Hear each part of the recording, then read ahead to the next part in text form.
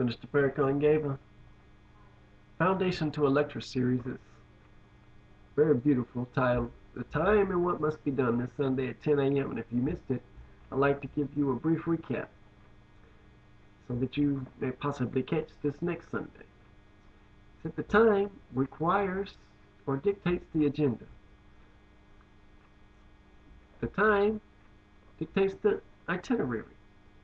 The level of activities that are to be accomplished is done according to the time.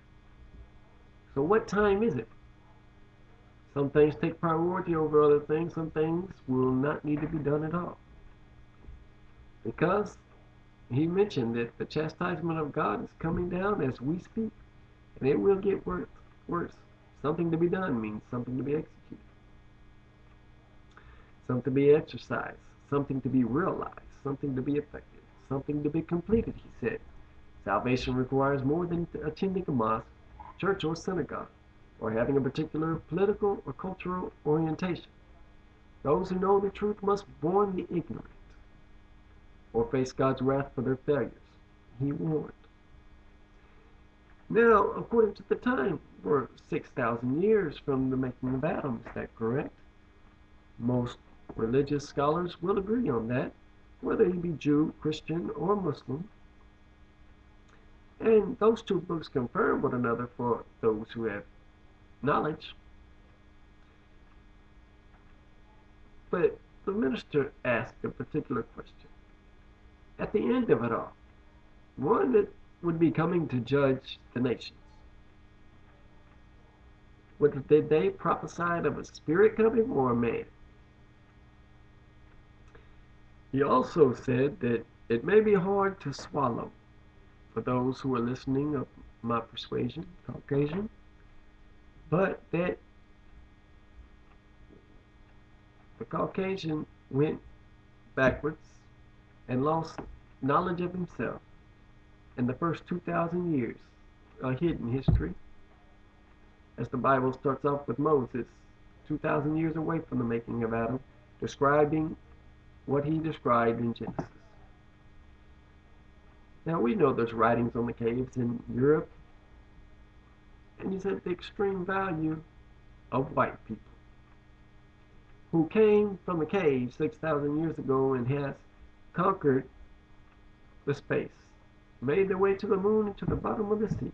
It teaches the original man that their man is God, and whatever you can realize you can bring into existence. But there's been, particularly the last 500 to 600 years, we have been walking through the book of Revelations. I bear witness to here in America is that city in Revelations 11, titled, spiritually called Sodom and Egypt, even Mystery Babylon. So the Lamb is present there and the bridegroom, which are both two separate titles for the same person. But the minister stated that fulfilling Joseph's vision, that his people would be sold into slavery. When Joseph seen the sun, the moon, and 11 stars bowing to him, he stated that this meant that the black man and woman would be the rulers of the next universal change at the coming of God, at the end of this 6,000 year period. And Elijah Muhammad taught that that Son of Man who Jesus prophesied of, that everlasting Father who Isaiah prophesied of, that one that Habakkuk said would measure the earth, the one, the Mahdi, that the Prophet Muhammad, peace be upon them all, prophesied would come to set justice in the earth and establish the kingdom of God. Well, the Most Honorable Elijah Muhammad says he met that man and became the patriarch of the Nation of Islam in America. With that being said, I have to bear witness that Revelations 11, in my judgment, speaking into our time, there's two witnesses there. And you'll notice that towards the end it said God and his Christ. Two separate human beings.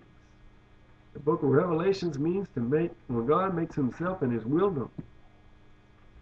And I bear witness that these are two olive trees. And he said that they would have the power over the forces of nature in the days of their prophecy. But that they will at a period in time be ascended.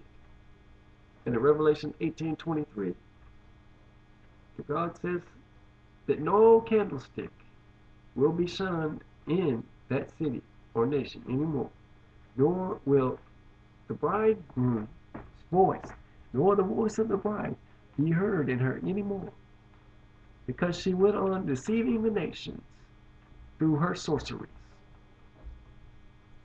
Now, if we have been living here in North America since she was founded in 1492, and the black man and woman have been in slavery here for 300 some odd years, and in social injustice for another 140. So as Jesus said to the Jews, you killed the prophet, your fathers killed the prophets, and you built their tombs, and so by doing, you justified their deeds. He said that this generation, when this man comes, shall be held accountable, or for all the blood shed between Abel and Zechariah, from A to Z. Now, the time. There's a judgment day, but we don't like to believe that we'd be living in it. We're expecting Christ to come, but when the man comes with the knowledge of the Spirit of truth, and he has all truth, making hidden things known. And Jesus said that if your eye offends you, pluck it out. If your tongue offends you, cut it off. If your hand keeps stealing, cut it off. It would be better that you enter the kingdom of God with one eye than to fall into the depths of hell with two eyes. This means it's a physical kingdom. And in Revelations, it says that those two will be ascended. One is already in a city, if you go read it, a wheel-like city in the sky. But when this bridegroom and the lamb are brought up, when the bridegroom is brought up to meet his teacher, the first olive tree, there will be an earthquake like never seen before. Most Honorable Elijah Muhammad said there will be weather that will be strange. A lot of things that have been going on for the last 6,000 years has come to an end, and we need to learn what needs to be done in the amount of time we have left, so that we don't be held accountable for the iniquities of our fathers. Because in Revelations, God says, I will give her double, and I have remembered her iniquities. But we don't even like to bring up the history, because it's so tyrannical and terrible that it would be easier just to forget it. The minister said you would like to sweep it under the rug, but I won't let you make it to the rug. Check him out this Sunday at 10 a.m.